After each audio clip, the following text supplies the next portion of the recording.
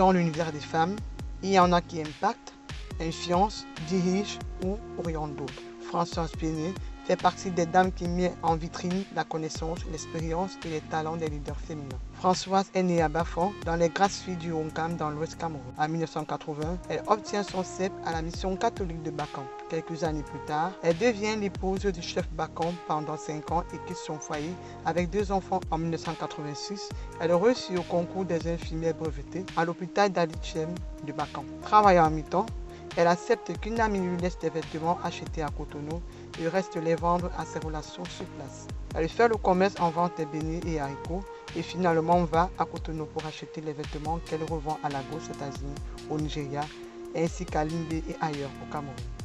Elle quitte finalement Bafang où elle ouvre le plus grand bar de Bafoussam.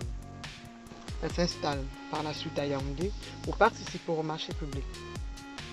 Son expérience de 13 mois d'incarcération la poussera à créer une association des détenus pour lever en ligne. De Bayam Selam, elle devient gérante de plus grandes entreprises, dont l'hôtel Franco, d'où elle en est la fondatrice. Elle sollicite Feu Joseph Kadi Defosso, lui aussi originaire du Honkam et dont elle se considère comme la fille adoptive, pour terminer les travaux d'un de ses immeubles de construction à Yaoundé. On lui donnera le surnom de Mami Nyanga, vu un style vestimentaire qu'elle s'est imposé qui est la veste sombre, chemise et cravate. Elle utilise sa notoriété pour motiver et coacher de jeunes entrepreneuses au Cameroun et en Afrique. Depuis 2023, elle est sénatrice et s'affirme dans son parti où elle en est membre.